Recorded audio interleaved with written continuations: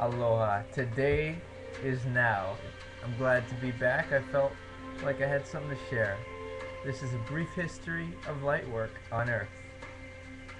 Starting off with this book from the ancient Hawaiian traditions, where I live in the Hawaiian Islands, regarding the divine light is what is that life force carried to bring the spiritual hierarchies into being. In turn, the light is used to design and physically manifest the universe. And the Egyptian pharaoh Amenhotep IV believed in Ra. He created the sun god religion, but he was worshiping the light, not the sun itself. So it's this concept of light that's somehow there. And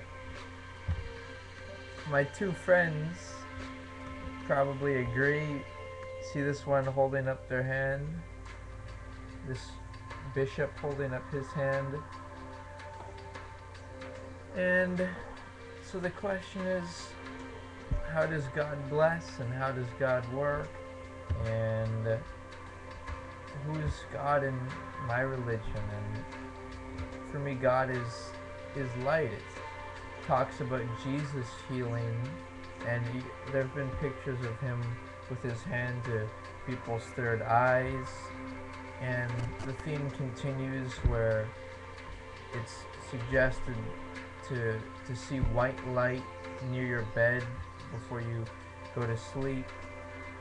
And I began learning about this 12 months ago, and my relationships have healed. I've created a library of modern music using the YouTube to MP3 converter, and I took an opportunity to work on a rooftop. It's my office. It's where I created recordings to help me focus approximately 3 times as intensely while lifting my hand and visualizing beams shining all across the world into smiling people and mountains. And I've even imagined connecting to my ancestors, who I believe have left their bodies and gone into a bright heavenly space. Tsukio Marikari International believes that the light creates arrangements and accelerates karma, as well as keeping any souls or ancestors from attaching to my body, where I am living in, and connecting with my father, or creating a father-child relationship with the universe. Mother-child, where I allow the light, the matrix, the field to be. And I've even, during Class D light work, which is interpersonal, I've been shining light through people's third eyes, and I've actually experienced 2 manifestations where one of them was eye twitching, the other one was uncontrollable arm movement. And what it suggests to me is that somehow this light,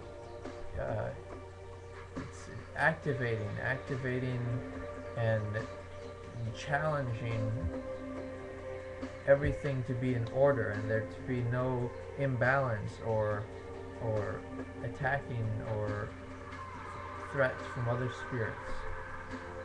And so as a temple, as a messenger, I am giving the responsibility to God, not depending on my own mind to figure out what to do and how to connect.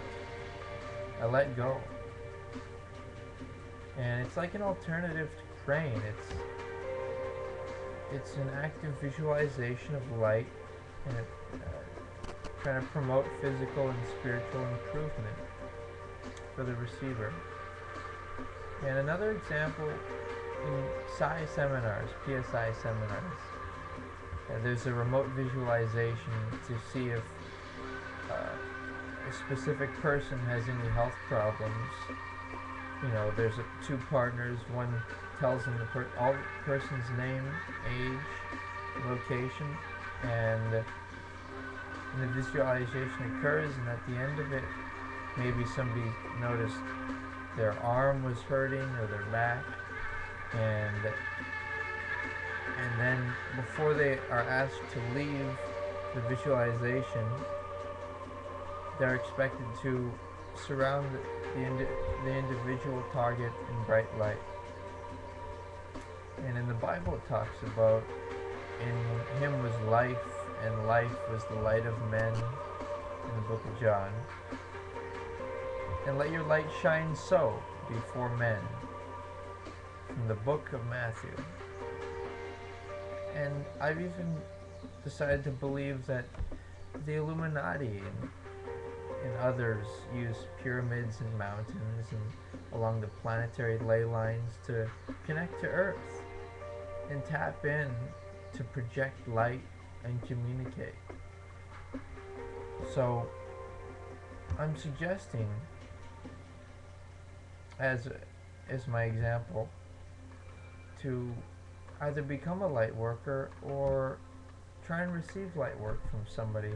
Like if you're excited about what's being spoken, be the first one to write down your location, and we can imagine a beam going across. And when I upstairs in my office, I visualize light beaming and hitting other light workers. I imagine and familiar people shining back, like my brother. Even if he may not be doing light work, I got it all in here. And so that was a brief history.